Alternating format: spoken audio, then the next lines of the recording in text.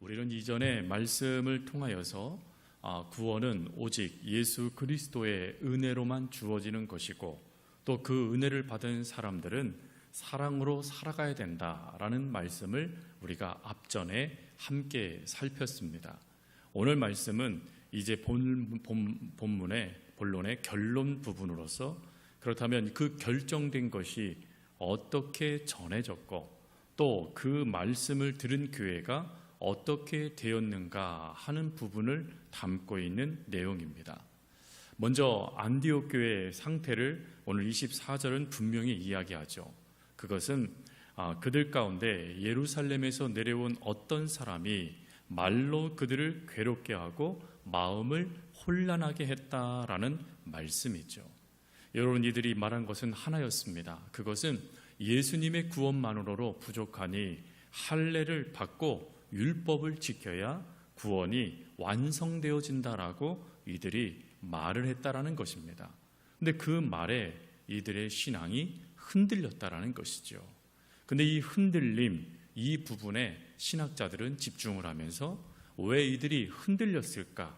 단순히 이방인이었기 때문이었을까라는 것을 묻고 이에 답을 내렸는데 그것은 이방인이 때문에 몰랐기 때문이가 아니라 사실 인간 모든 이들에게 주어져 있는 하나의 마음 때문이다라고 이야기를 하죠. 그 마음은 갈망의 마음입니다. 특별히 누군가에게 인정받고 싶어하는 갈망, 그 갈망이 오늘 지금 이와 같은 문제의 모습으로 나타났다라는 것이죠. 그럼 왜 그 갈망은 사실 좋은 모습도 나타나는 것인데 왜 이렇게 문제로 나타났을까? 그것은 내가 무엇을 했는지에서 갈망의 이유, 원인을 찾고자 했기 때문이다라는 것입니다. 즉, 그 갈망을 나의 행동의 결과, 내가 이렇게 행했으니 나는 인정받을 거야 라는 기준으로 이를 삼았기 때문에 안타깝게도 신앙이 그들에게는 기쁨이 되지 못하고 점점 그들의 어깨를 짓누르는 짐이 되었다라고 이야기를 합니다. 그러니 그 무거운 짐들을 지고 신앙생활을 하다 보니 당연히 복음의 기쁨, 그 은혜보다 그 짐에 억눌려 이들은 점점점 지쳐가고 흔들릴 수밖에 없었다라는 것입니다. 사실 이 모습은 우리들에게도 동일하게 있죠. 우리들도 하나님께 인정받고 싶어 합니다. 그래서 어찌합니까? 다양한 것들을 이야기합니다. 하나님, 내가 기도를 얼마나 했어요? 내가 봉사를 얼마나 하고 있습니다. 하나님, 내가 전도를 때 몇 명 했습니다. 제가 말씀을 얼마나 많이 읽었는데요 하면서 수많은 행동들을 보여주면서 하나님, 이 정도쯤 했으니 저 인정해 주세요 라고 말하는 게 우리들의 모습이지 않습니까? 그런데 어떻습니까? 그 인정받고자 하는 거기에 우리가 너무 집중하다 보니까 신앙의 기쁨이 사라지기 시작하고 점점 혹 내가 잘못하고 있지는 않는가, 내 행동이 하나님께 인정받지 못한 그것이 혹 나의 잘못은 아닌가 하면서 끊임없이 수많은 짐들을 우리도 짊어지고 있지 않습니까? 그러니 이 안디옥 교회 교인들과 우리들이 지금 동일한 모습으로 이 짐을 짊어지고 있다라는 것이죠. 그러나 이런 짐에서 우리가 완전히 벗어나서 흔들리지 않고 온전히 믿음을 지킬 수 있는 분명한 그 역사가 사실 오늘 본문 속에 담아져 있는 중요한 핵심이기도 합니다. 그렇다면 이 흔들린 마음 무엇으로 굳게 잡았을까? 오늘 본문은 그 답을 두 가지로 이야기를 합니다. 먼저 첫 번째로는 편지의 내용입니다. 그 편지의 내용은 복음은 짐을 지우지 않는다라는 것입니다. 그런데 여기서 이 짐을 지우지 않는다라는 이 부분은 조금 더 깊게 들어갈 것입니다. 먼저 이 오늘 본문의 24절에 분명하게 이 사도들이 쓴 말 표현 중에 이런 말이 있습니다. 어떤 사람들이 우리의 지시도 없이 나가서 말로 너희를 괴롭게 하고 라고 말을 하죠. 여러분, 여기에서 사도들이 쓴 표현 중에 우리가 주목해야 될 표현은 우리의 지시도 없이 라는 구절입니다. 사도들의 명령이 아니었다라는 것입니다. 즉 그들이 지금 이 안디옥 교회를 가서 혼란케 한 것은 그들의 생각과 그들의 말 때문이지 사도들의 명령 때문이 아니다라는 것을 말해주는 것입니다. 근데 단순히 이것은 사도들의 명령이 아니다라는 것을 말하는 것이 아니라 곧 이 역사는 하나님께서 말씀하신 것이 아닌 한 사람들, 정말 하나님의 말씀이 아닌 다른 것들을 붙잡은 사람들로 인하여 주어진 결과이다 라고 하여 하나님의 말씀이 아닌 그 잘못된 것들을 버리기를 오늘 이 사도들이 이 말씀을 통해서 적고 있는 것입니다. 그러면서 이들이 아주 또 중요한 말을 합니다. 그것을 28절 말씀해 보니까 성령과 우리는 이 요긴한 것들 외에는 아무 짐도 너희에게 지우지 아니하는 것이 옳은 줄 안다 라고 말을 하고 있는 것이에요. 여러분, 여기에서 이 사도들이 놀라운 하나의 단어를 또 썼죠. 그게 뭡니까? 성령이라는 단어입니다. 즉, 이 사내들인 공의회와 같은 예루살렘 공의회에서 행했던 이 절차에 따른 이 판결은 사람 몇 명이 모여서 다수결로 결정한 것이 아니다라는 것입니다. 이 모든 것들은 성령님의 이끄심에 따라 결정된 것이고 또 성령님의 이끄심에 따라 이 사도들이 가능한 거라는 것을 말해주고 있는 거예요. 그러니 이 결정은 사도들의 의견이 아니라 하나님의 뜻, 하나님의 뜻이다라는 것을 이야기하고 있는 것이고, 그 하나님의 뜻은 무엇입니까? 안디옥 교회의 성도들, 이방인들에게 짐을 지우지 않는 것, 그것이 하나님의 뜻이다라는 것을 말해주고 있는 거예요. 그런데 여기서 우리가 한 가지 질문이 있습니다. 그 질문은 성경은 하나님의 말씀을 힘써 지키라 라고 명령을 내리셨어요. 즉, 하나님의 말씀은 그것이 내게 짐이 된다라고 거부해서는 안 되고 오히려 그것을 짊어지고 그 일들을 행해 나아가는 것이 하나님의 뜻입니다. 그런데 하나님의 성령님의 그 역사에 따라서 이들이 결정을 내린 이 결정에, 그러면 이것은 단순히 새 가족들, 막 예수 믿는 사람들을 배려하고 또 그들에게 이런 인심을 베풀기 위해서 이와 같은 말씀을 하고 있는 것일까? 라는 생각을 우리가 가질 수 있습니다.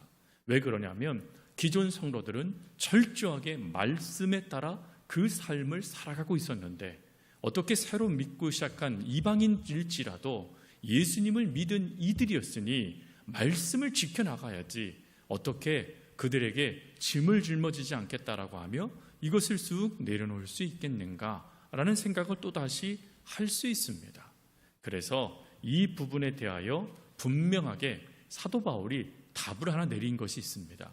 그것이 바로 갈라디아서 3장 13절 말씀이죠. 말씀은 이렇습니다. 그리스도께서 우리를 위하여 저주를 받은 바 되사 율법의 저주에서 우리를 속량하셨으니 기록된 바 나무에 달린 자마다 저주 아래에 있는 자라 하였음이라. 아멘. 여러분, 이 말씀의 중요한 것은 바로 우리를 위하여 저주를 받으셨다라는 말씀이에요. 즉, 사도들이 이 갈라디아 교인들에게 너희들에게 하나님은 짐을 짊어지지 않도록 하나님이 명령하셨다라고 말하는 그 짐은 무엇과 관련되어져 있냐면 구원과 관련되어져 있다는 것을 알게 되어집니다. 왜 그러냐면 사도 바울이 갈라디아서 말씀에 말한 이 말씀은 바로 예수님께서 십자가에 달려 돌아가심으로 말미암아 우리 모두가 다 구원을 얻게 되어진 그 놀라운 진리를 선포하고 있기 때문에 그렇습니다. 그러니 지금 이 이방인으로서 예수님을 믿는 자녀들 된 이들에게 짐을 짊어지지 않겠다라는 그 짐은 신앙생활의 짐이 아니라 구원의 짐이었다라는 걸 알게 되어지고, 그 구원은 다시금 예수님으로 말미암아 주어지는 것이라는 것을 분명히 하기 위해서 지금 이 사도들이 성령의 인도하심에 따라 이와 같이 말씀을 하고 있는 것이다 라는 것을 알게 되어집니다. 분명한 것은 여러분, 구원, 그 값 예수님께서 이미 다 치러주셨죠. 그러니 거기에 또다시 짐을 짊어지게 한다는 것을 뭐라고 표현하냐면 예수님을 2번 죽이는 것이라고 표현을 합니다. 그러니 예수님이 우리의 모든 짐을 짊어지시고 구원해 주셨으니 그것에 어떠한 짐도 더 이상 짊어질 필요가 없이 모든 사람들이 예수님으로 말미암아 구원을 받은 것이다 라고 말하고 있는 것이죠. 그러면서 이를 확증하기 위해서 14절에 한 말씀을 더합니다. 이는 그리스도 예수 안에서 아브라함의 복이 이방인에게 미치게 하고 또 우리로 하여금 믿음으로 말미암아 성령의 약속을 받게 하려 함이라 라고 이야기를 해요. 여러분, 여기에서 아브라함의 복, 이 복이 뭘까요? 아브라함의 복. 아브라함이 무슨 복을 받았습니까? 물질의 복, 양떼도 많고 낙타도 많고 종도 많았더라. 그 복, 예수 믿으면 그 복을 받는다라는 말씀일까요? 아니죠. 여러분, 지금 그 앞절의 내용이 뭐에 대한 내용이라고 말씀드렸죠? 구원에 대한 내용이라고 말씀을 드렸잖아요. 구원을 이루기 위해서 예수님이 그 짐을 대신 담당하셨다. 그러니 예수님께서 우리의 모든 짐을 짊어지셨으니 또다시 우리가 짐을 짊어질 필요가 없다 하는 것이 앞절의 내용이에요. 그러니 아브라함이 받은 복은 무엇이냐? 그것은 우리가 그 예수님께서 우리의 죄의 짐을 다 짊어져 주셨기 때문에 우리가 예수님으로 말미암아 의롭게 되어지는 복, 그리고 예수님으로 말미암아 정말 하나님께서 허락하신 성령, 그 성령을 선물로 받는 복, 그리고 더 나아가서 하나님의 자녀가 되는 권세를 받은 복, 그 복을 말하는 것입니다. 이 세 가지는 다 구원에 관한 것입니다.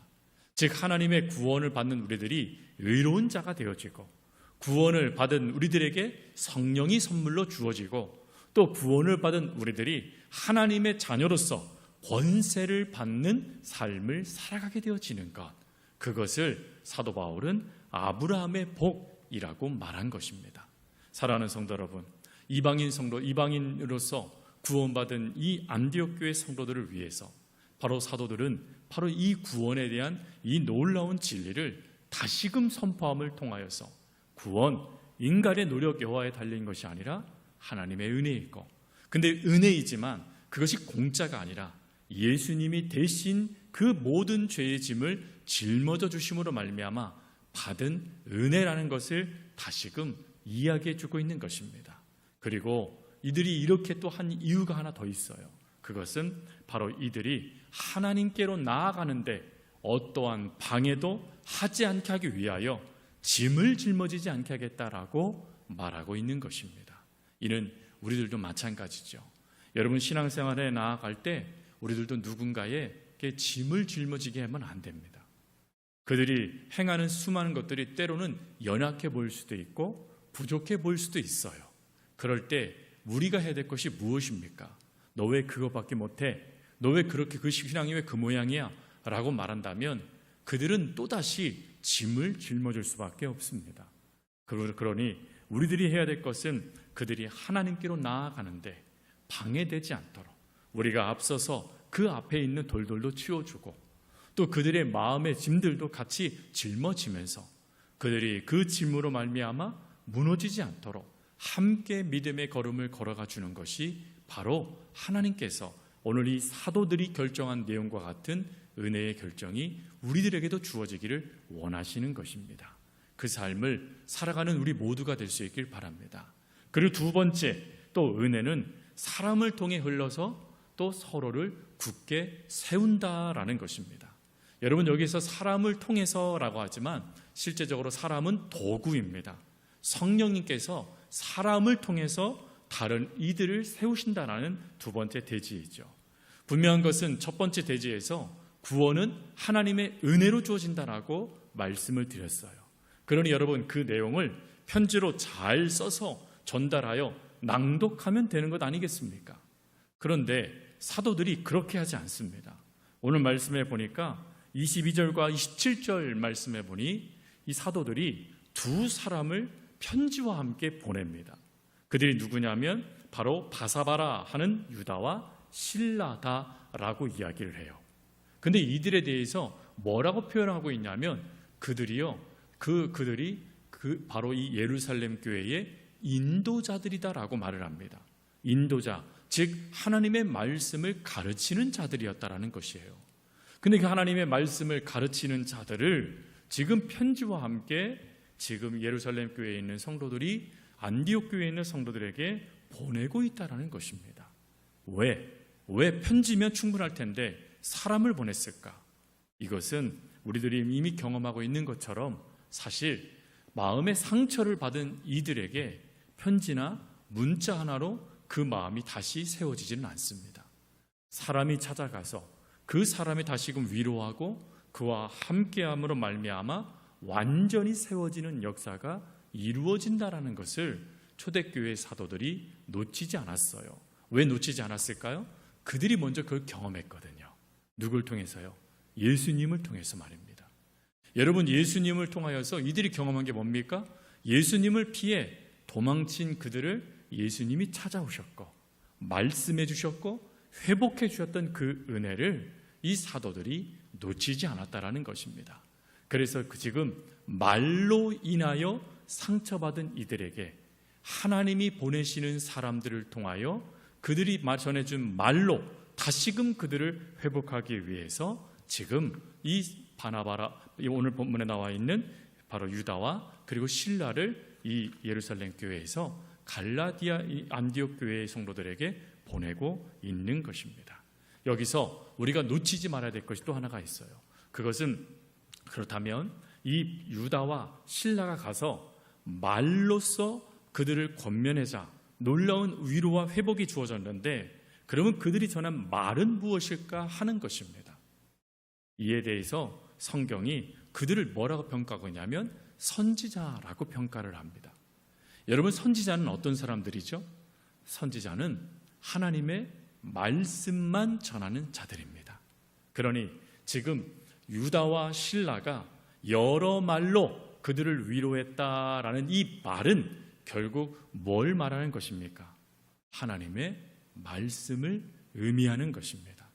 지금 이 안디옥 교회의 성도들은 어떤 상태였습니까? 예루살렘에서 온 이들로 말미암아 말로 인한 상처를 받은 사람들이에요. 근데 말로 인한 상처를 받은 그들에게 지금 이 유다와 실라가 말을 했는데 그 말은 일반적인 우리 대화의 일상어가 아니라 하나님의 말씀을 증거했다라는 것입니다. 그러니 이건 뭘 의미하는 것이죠? 여러분, 말로 인하여 상처받은 이들을 회복할 수 있는 것은 더 좋은 말을 들려주는 것이 아니라 하나님의 말씀이 들려져야 한다라는 걸 말하는 것입니다. 즉 마음의 상처, 말로 인한 상처는 말씀이 유일한 치료제라는 것을 말해주고 있는 거예요.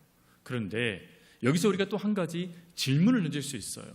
내가 그때 상처를 받아서 하나님의 말씀을 붙잡고 그래도 이 상처 해결하려고 애를 썼는데, 아니 그때는 전혀 회복도 되어지지 않고 오히려 더 힘든 일들만 발생됐는데, 그러면 제가 말씀을 잘못 읽은 건가요? 아니면 하나님의 말씀이 잘못된 건가요? 라고 우리가 말할 수 있습니다. 여기서 우리가 한 가지를 더 보셔야 돼요.